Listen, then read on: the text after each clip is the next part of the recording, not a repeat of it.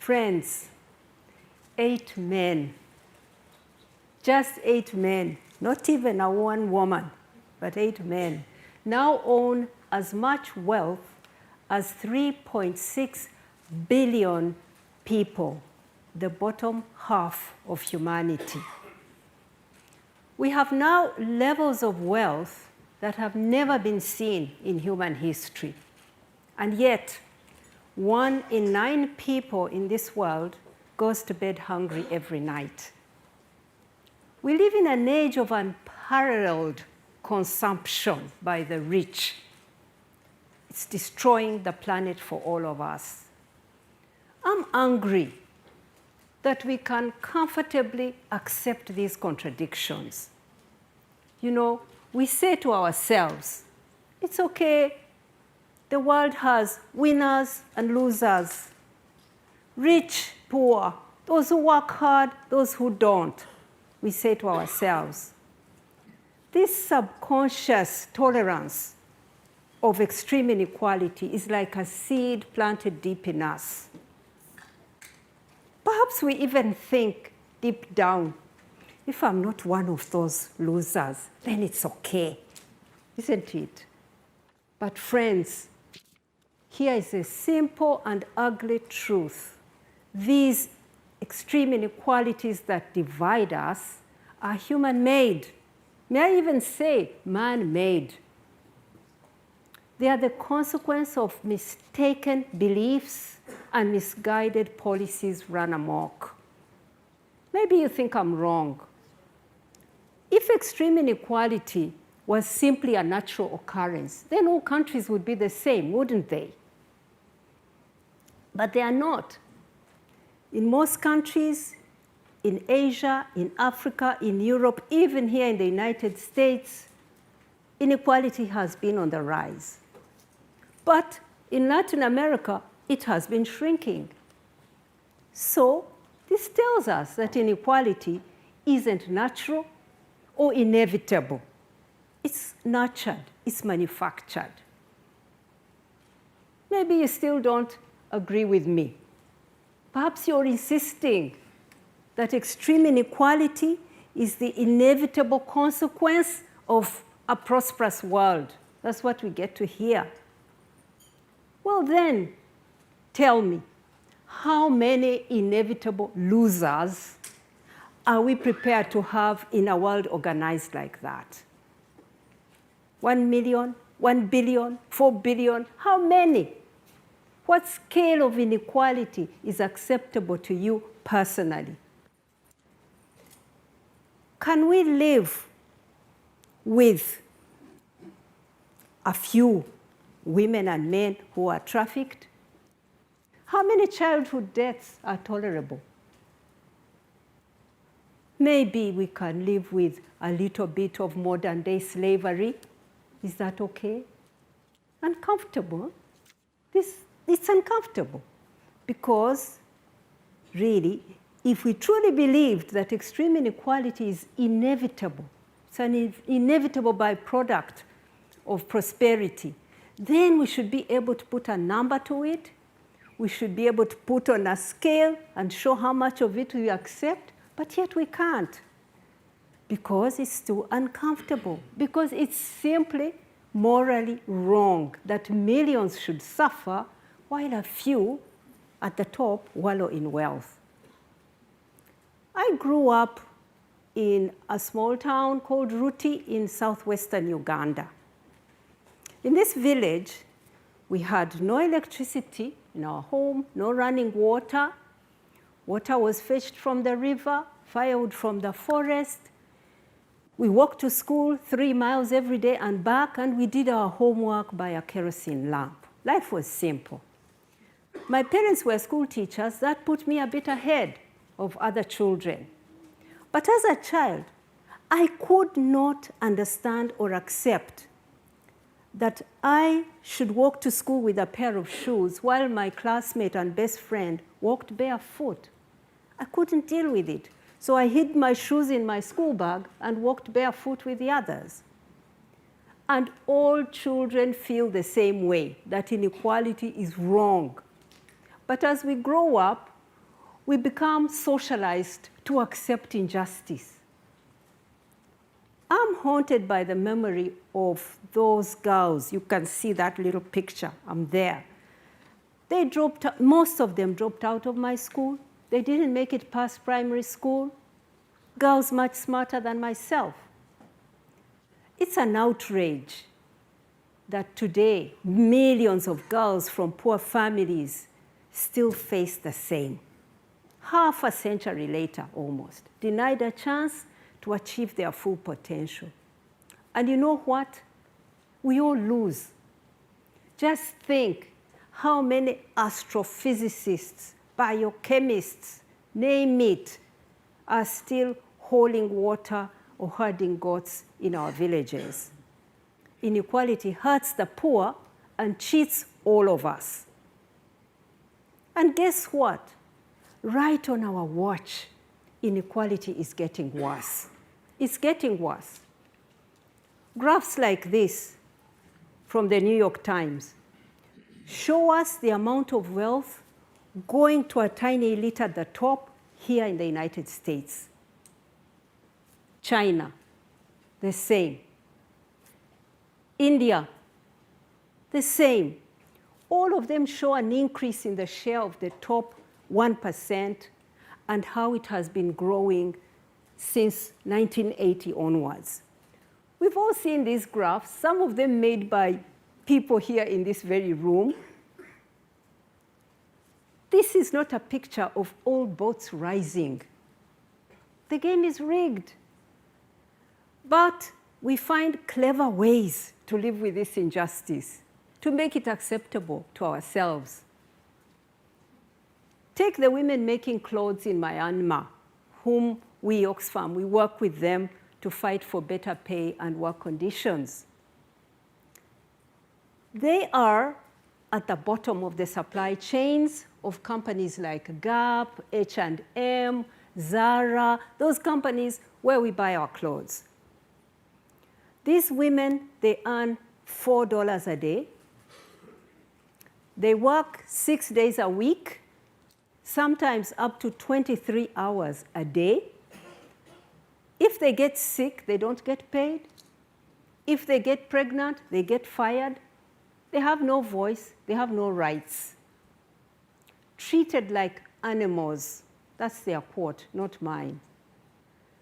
Yet, by our own definitions, these women are no longer recognized as extremely poor. They are living on more than 1.90 cents dollars a day. So we have stopped counting them. We've set the bar low, hid our heads in the sand, so that we don't see women like these who live in misery. Meanwhile, wealth is being sucked to the top at a dizzying rate. My friends, the problem of extreme wealth is not that it will buy a yacht, many mansions, sports cars, whatever. No, extreme wealth will buy elections, will buy impunity from justice, will buy a pliant media, will buy you favorable laws. Here in the United States, to give you an example, in 2013, the US financial sector spent $400 million to lobby their politicians on Capitol Hill, and spent the year before, 2012, $571 million in campaign contributions. And did it pay off? Handsomely. Because in that same year, the wealth, the personal wealth of US billionaires, half of whom invest in the financial sector, increased by $94 billion that year. Paid off. And it's the same everywhere. You know, as an African citizen, I'm very critical of our autocratic leaders for their corruption. But when you think about it, these dictators of ours in Africa and their cronies are not any different from the fat cats in the north. All of them are buying politics to deliver for them. We must stop all of them.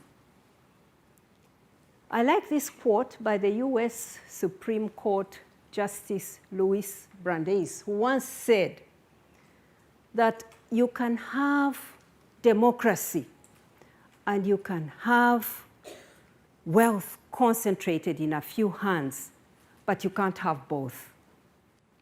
How true. So governments have a choice, and governments are making the wrong choice. They are choosing inequality over democracy. Increasingly, governments are confidently repressing their citizens, cracking down on them.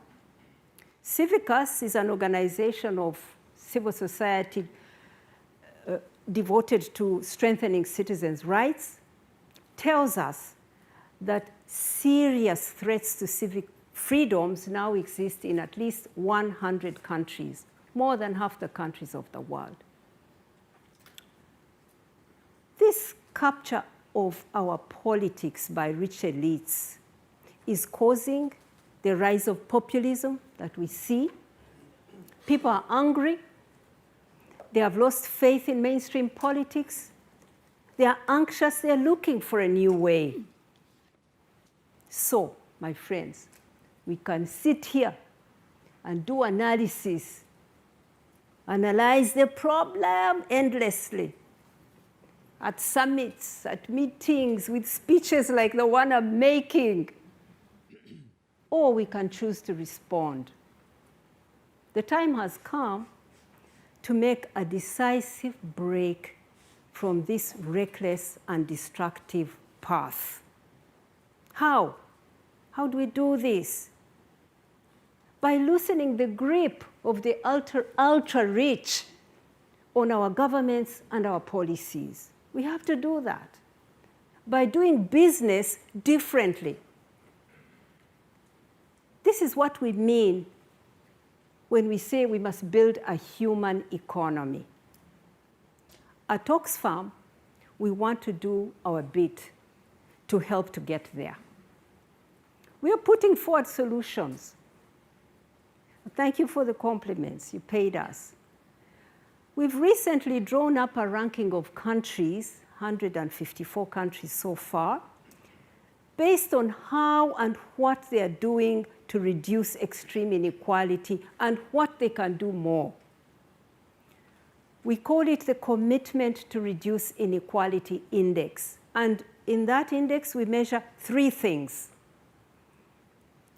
Fair taxation. Does the tax code make the rich companies and individuals pay their fair share? One. Two, social spending. How are governments spending on health, education, and the social safety net? And three, labor rights. What are the working conditions and the wages like for people, for workers, particularly women workers? Those are the three things we measure because we know they can reduce inequality. They are tested, it's known. The clear majority of the 154 countries we looked at are failing to do even half of what they could do to reduce extreme inequality. This is what we get. At the top of the index, we have Sweden, Belgium, and Denmark. And at the bottom, we have Nigeria, Bahrain, and Myanmar. Now, I know what's going on in some of your heads now, but let me tell you, it's not a clear-cut story of rich country good, poor country bad. No, it's not like that. Even those countries at the top of our list could do better. For example, Belgium allows big business to avoid paying their fair share. Denmark has in recent years cut taxes at the top. And both of those countries have cut social welfare. So they have a lot to do. But look at what a developing country, through good policies, can achieve. Namibia. At its independence in 1990, this country inherited a very high level of inequality. Think about it. It was subcolonized by apartheid South Africa. How bad could it be?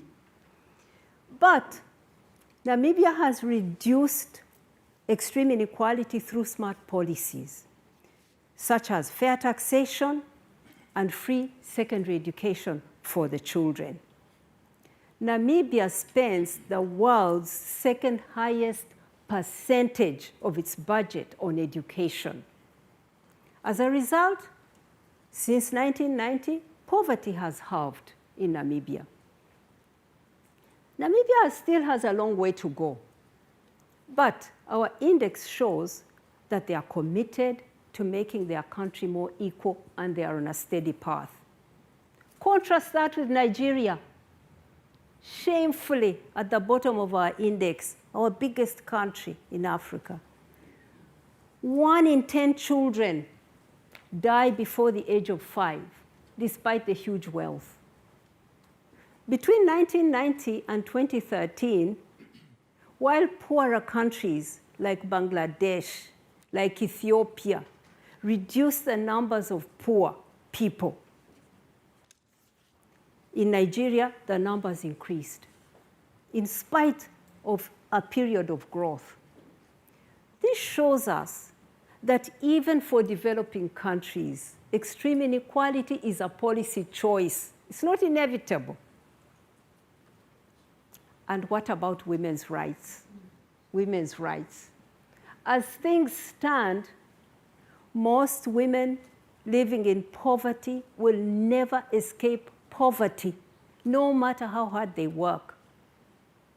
They bear the brunt of the terrible policies that fuel inequality. Nothing is going to change for them unless the economic model itself is redesigned. In Africa and in Asia, 75% of women work in the informal sector. They have no rights. Nothing will change for them unless the model itself is redesigned. Our index, the CRI, builds on the work of the World Bank, and we include a measurement of how women are treated in the workplace. But the data is too poor to do much more with it. This is appalling. It's appalling. We are in 2017. How can it be that we don't know the impact of policies on men and women, on rich and poor? How can we still be saying we don't know? Step up, World Bank, IMF, governments. You can do this. You can give us the data. You can show us how policies are impacting men and women differently. Now, up to now, maybe you think, I think it's all gloom. No, I don't think so. I'm an optimist. Oxfam is optimistic. There's nothing so broken that can't be fixed.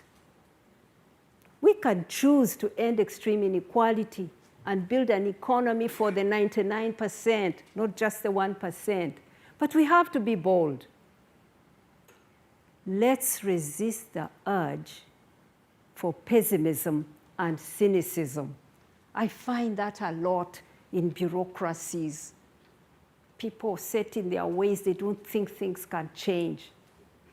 Let's not settle for small tweaks. Tweaks like state benefits, aid, philanthropy, poverty-focused lending from the IMF and World Bank. All these are needed. We need them, don't get me wrong. But they are not going to make the system fairer. No, they won't. Instead, my friends, let's rethink redistribution. I know some people might think this is the first step to communism, but it isn't. It's not. Let's dare to think that we can afford universal health care for all people, universal primary and secondary education for our boys and girls. We, the wealthiest generation in human history, we can afford it. If everyone can chip in, including the richest. Including the richest. Yes, now is the time to stop the ultra-rich from stashing these trillions of dollars, hiding them away from the taxman. Let's end the tax dodging by the Starbucks, the Apples, and rich people. Let's establish a global tax watchdog with the muscle to stop it. That will help to level the game. That will mean we have the resources. But we can do more than redistribution. We can make the game fair in the first place. So let's get behind businesses that are structured to share value with workers, suppliers, communities, not just shareholders. Yes, there are businesses like that, and we can get behind them.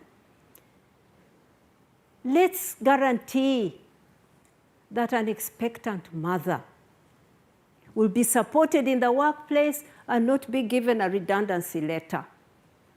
Let's reimagine globalization and automation that is there to serve the whole of humanity and not just the owners of capital and technology. And let's defend our freedoms against these autocrats who choose to suppress us rather than to tackle extreme inequality. Let's defend our rights. Are these things not worth fighting for? I think they are. We at Oxfam, we think so. And we are many. We are many people fighting for this future, together with unions, with women's movements, with youth activists, with faith organizations. We are in an alliance which we call the Fight Inequality Alliance. And we are going to be fighting for a long time. Unless we see radical change, we will continue to clash with the IMF, with the World Bank. When you are promoting policies of yesterday, we'll fight you. We will clash with governments. We will clash with businesses as we fight for what is right. This I can assure you. We'll fight on. But, my friends, we could be fighting on the same side. We could, fighting together to end this crisis of extreme inequality. It's not hard to imagine. If we destroy the toxic idea that extreme inequality is inevitable, that extreme wealth is necessary, that for some to win, many others must lose, we'll find that we are fighting on the same side. Then we'll be able to start building a truly human economy, a world where everyone is valued and respected, everyone's rights and dignity is guaranteed. That, my friends, is something worth fighting for. Thank you.